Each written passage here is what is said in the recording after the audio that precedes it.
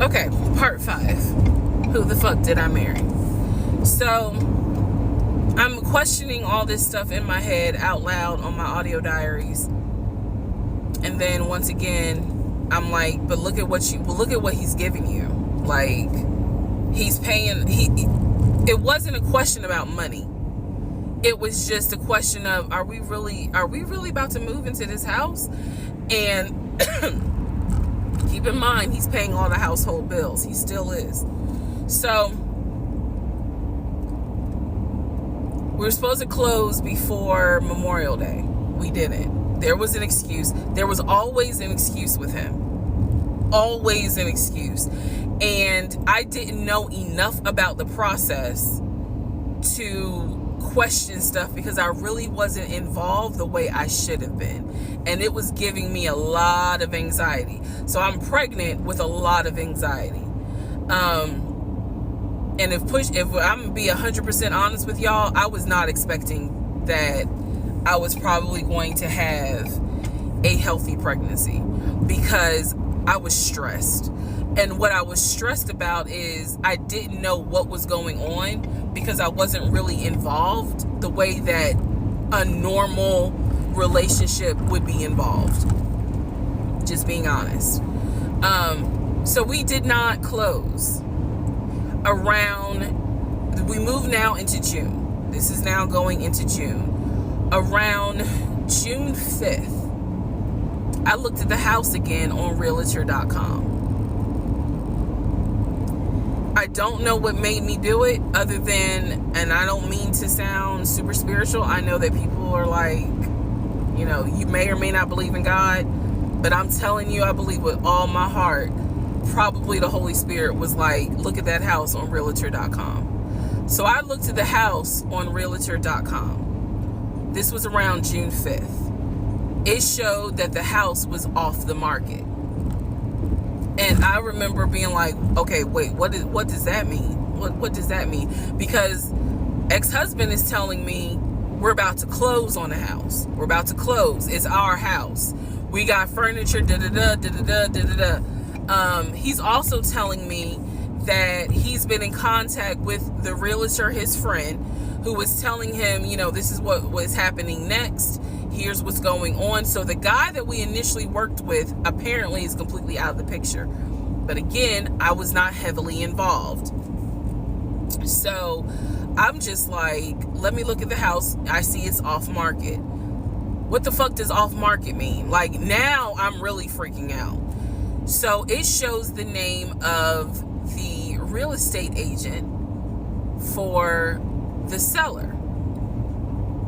I don't remember her name. I called her and I said, I said, my husband and I, even though I wasn't married, my husband and I were looking at this house at 123 Main Street. And we really wanted to tour it, but now I'm showing it's off market. Is it not available? Or, I pulled that card. And she was like, oh, no, ma'am. The home closed yesterday. It closed June 4th. Again, there are certain dates I just remember. And I said, oh, it closed June 4th? I was like, really? And she said, yes, ma'am. She was like, my sellers sold the house. And I was like, oh, man, okay. Well, I said, my husband and I really wanted, we love the pictures of it. And we're getting ready to start a family. So I would have loved to have been able to, have the opportunity to see it. I asked her something. I don't remember the specific question I asked her.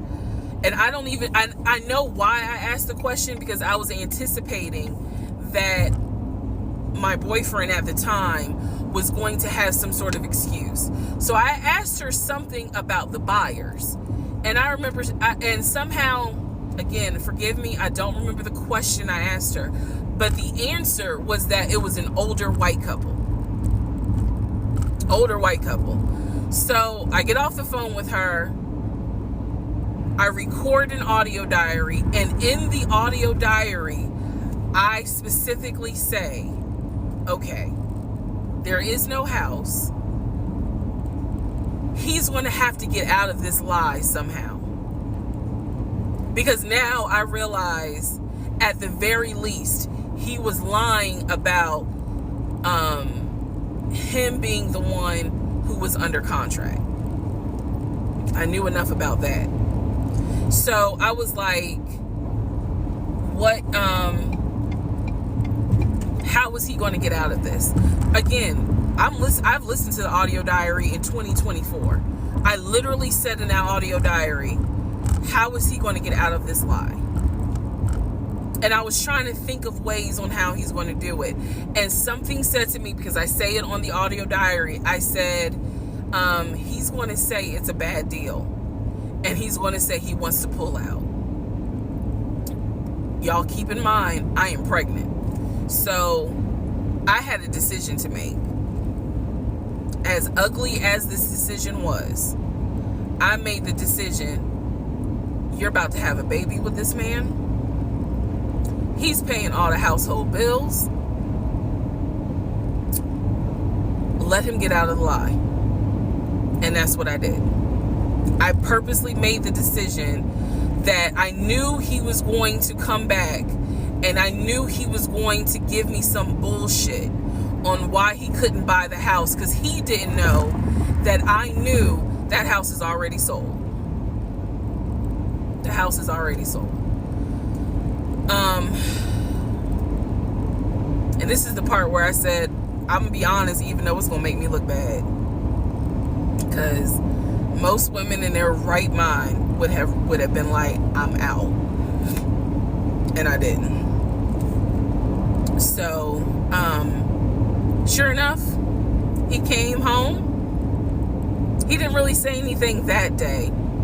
The next day I asked him about the house, and he said, my friend, the realtor, he was like, I'm talking to him because something's going on with the interest rate. And when he said that, I felt so much relief, because I knew that I had been prepared for, he's going to give you some bullshit. So when he said there's something with the interest rate, I said, you know what? If this is literally what I said, y'all. If the interest rate isn't good, then we shouldn't move there. We should probably let this house go. We should cancel whatever furniture we ordered, or, you know, appliances, and let's just look for another house. I said, I would like to be moved before the end of the year. I said, I really don't want to be 9 months pregnant moving into a house. I would like to be done with this before then.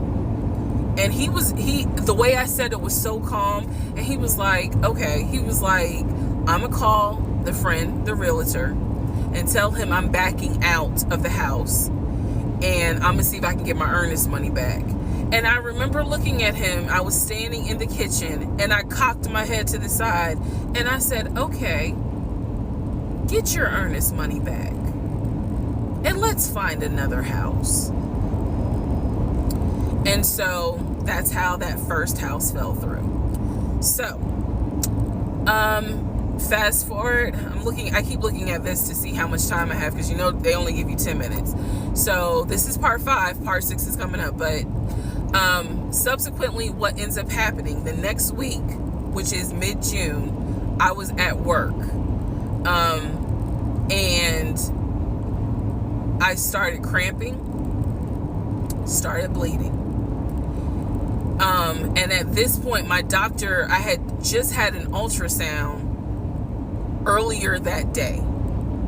So I went to work, because the ultrasound was fine. I went to work, and the cramping and the bleeding started, and I started crying because I kind of knew what was going on. And my doctor had called me and told me that when they did the ultrasound, they did not see a heartbeat.